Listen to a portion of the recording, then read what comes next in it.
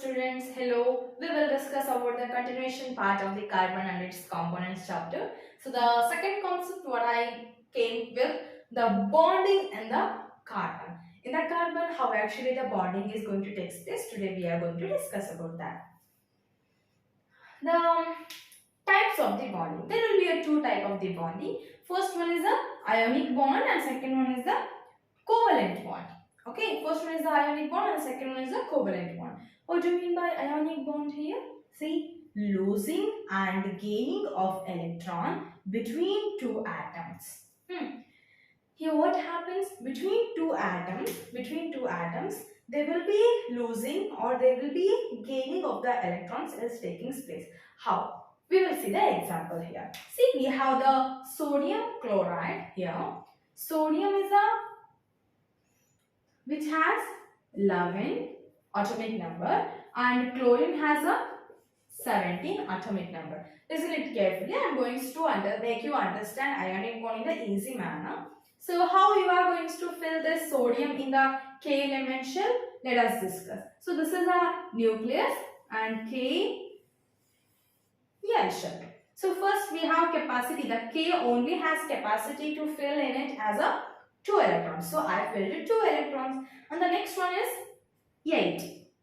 So L shell has capacity to fill in it as 8. Is it completed? Yeah. 8 now it is completed. 3 plus 8. Now it's completed. So what happened? 8 plus 2. 2 plus 8 is 10. Still how much it remains? Still 1 electron remains in the sodium. Isn't it? So remember that 1 electron is remaining. And when come for the chlorine, I am going to arrange this chlorine, that is a 17 electron in the atomic structure in the form of by using the K element shell. See, in the K shell, I am going to have 2 and the next one is 8. 8 completed. Still how much it remains? 2 plus 8, that's a 10 completed. In 17, 10 completed, still 7 remains. So what I do? Another one, KL yum shell. It is a yum shell. Again 7. 7 I am going to fill it. So what happens? To attain it octet state, still it requires 1 electron, isn't it? So how much the octet state should be? 8 always should be there to combining capacity of the element, isn't it? So if 8 is not there, they won't combine. So to get 8, still it requires 1. But here what happens? It also requires still 7. Listen it carefully. Which one is easy? For this sodium, to give 1 is easy or to get 7 is easy? 1 kododu easy na, 7 tagolodu easy na? Yeah, to give 1 is easy, right? So what happened? This one the Na will say, okay fine, I have 1 extra, I will give to you. Then Cl will, okay bye, I am so happy that actually I required 1, you are okay to give me. So you lose electron, you lose it, I am going to gain it. Okay, so Na plus Cl minus we are going to mention. What happened? What I told? Losing and gaining. See here, this Na loses 1 electron to Cl, isn't it? This is what the ionic bond. In the sense they are going to lose or gain the electrons in between them. Then we will go for the covalent bond. What do you mean by covalent bond here? See, the sharing of electrons between two atoms. Here there is no gaining, there is no sharing. Sorry, there is no losing, but only they will share. Okay, listen here. The example I gave as a CH4, that is a methane. Here carbon is there and the hydrogen also is there. How much? What is the atomic number of the hydrogen, my dears? 1, right? So if we want to fill that H in K element shell, in the sense how it will be, this is how. K shell is not satisfied. Why? Because it has capacity of the 2. So it requires still 1. What this carbon will say? Carbon will always say that, oh my god, I required always 4. My valency is still 4. So I always required 4 electrons. So this carbon will say for the hydrogen, oh, you have only 1. So how come I am going to satisfy? I am not going to satisfy with the 1. So will you brought 3 friends for me? Of course, this carbon will say, this hydrogen will say, don't worry, I have my friends, I will bring. They also require 1. Will he give? This hydrogen will ask the carbon. At that time, carbon will say, yeah, of course, I can't give, but I can share with you. If I share, what happens? You are going to share. So I will get the 4 fulfilled and you are going to get in your case shell, that is a 2 fulfilled. So this hydrogen will come here and make a bond, and this is how the bond formation is taking place in the between the carbon and the hydrogen. See what happened? This didn't give for the carbon and carbon also didn't give any electrons to the hydrogen. But what they did, they just shared it, isn't it? This is how the difference between covalent bond and the ionic bond. I hope I made you clear. Okay. Another element, how actually they will share their electrons by the covalent compound. Okay. By the covalent bond, how actually they will share the element together. First one is I took hydrogen. Okay. H, how we are going to mention H? Hydrogen is the one, how we are going to mention. What is the atomic number of the hydrogen? That is the 1. You know, the first element of the periodic table is the hydrogen, the 1. And the next one is the number of the electron. How many electrons are there in it? 1. Of course, there will be a 1. So how it is going to exist? Remember it carefully. Hydrogen will always exist in the form of H2. Okay, always going to exist in the form of H2. Why? Because first of all, we know that KLMN shell. K itself has 2 capacity to fill it. But only 1 electrons in it. But it has to require 2. How come it is going to exist in the form of the 1? So what it always do? Hydrogen is little bit so poor in the strength. That's why hydrogen is always going to fear that anyone will come and attack it. So what it happens, what it do? Always it stays with the another one. So how it is going to share it? So this electron is this hydrogens and this electron is from this hydrogen. What they will do? They will come together like this. This is the diagram which they given in your textbook actually. So H and H. So this is the how 2 is. They are going to share. And here you can see I just made a small line. This line indicates the bond. Okay. In the rest of the chapter, this line makes a most important concept here. Why? Because this line always indicates that the bond between 2 elements. Here H is the 1, another one H is the 1, which makes the bond between that. Okay, fine, clear. And the next one we are going to say that this is a single bond. Okay, this is single bond. Between this and this, only this from this element, 1 electron, from this element, 1 electron. That's why single bond is going to formation here. And the next one, the second example is the oxygen. We are going to take this oxygen, we are going to mention it as AO2. So this one, the atomic number of the oxygen is 8 and the number of electron which is present in the oxygen is 8. And the next, how actually it is going to share? To know this one, you need to know about the K element shell structure. How you are going to arrange this oxygen in the K element shell? See, if this is a K and this is the K and this is the L. In the K, I am going to arrange it as a 2, and the outermost shell still what? How much electrons remains?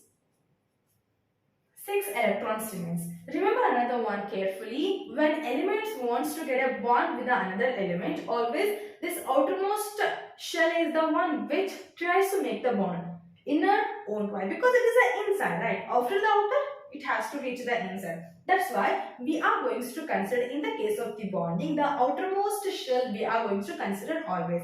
So how much electrons are present in the outermost shell in the case of the oxygen? That is a 6. 1, 2, 3, 4, 5, 6. 6 electrons are present. So see, listen it carefully. For this oxygen, actually 1, 2, 3, 4, 5, 6. 6 electron is there. The next step. For this oxygen, 1, 2, 3, 4, 5, 6. 6 electrons is there. But one rule is compulsory, that always it has to attain its octet state. To attain its octet state, how many is required still? It requires still 2. So what happens here?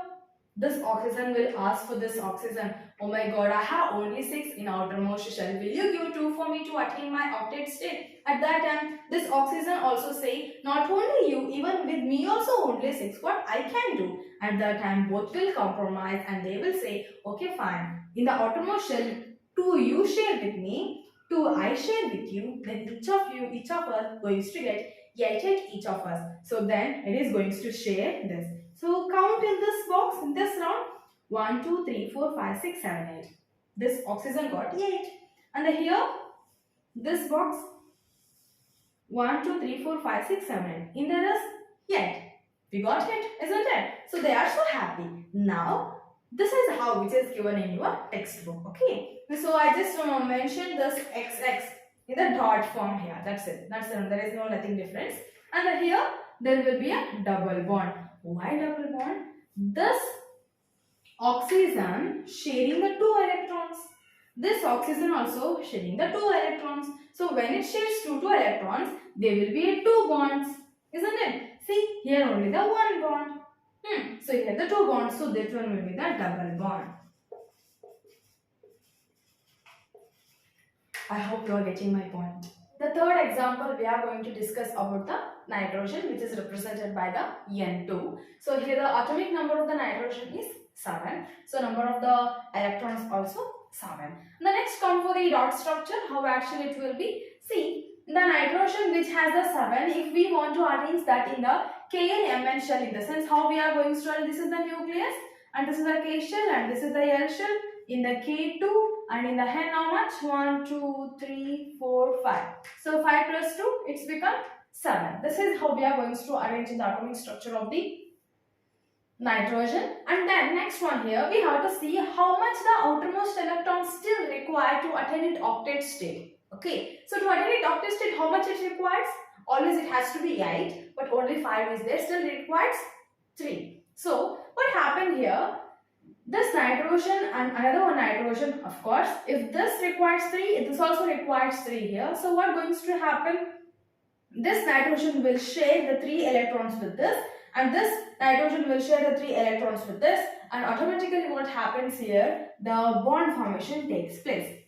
Okay, 3 shares. In the previous hydrogen in the sense 1 actually, and the next one what we discussed, after the hydrogen, the oxygen we discussed, which has the 2 bonding in them, and the next we are going to discuss about the nitrogen which has the 3 here. So 3 bond.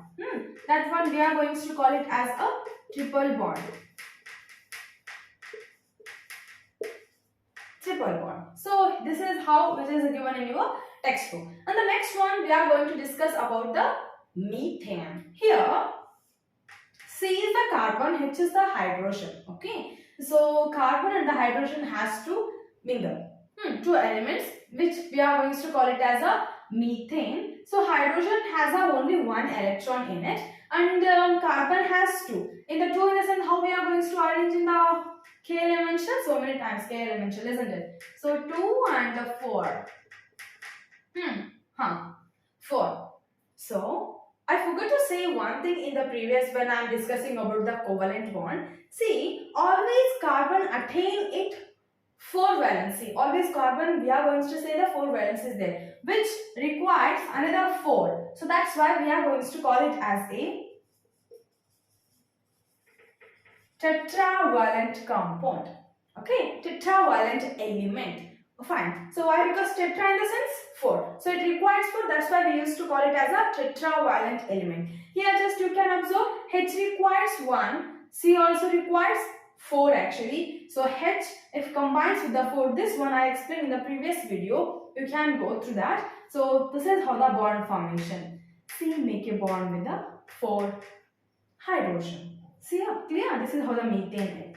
And come for this one, this is how it is given in your textbook, and the electron dot structure of the methane, how we are going to name it as, and one of the most important thing which may ask in your exam.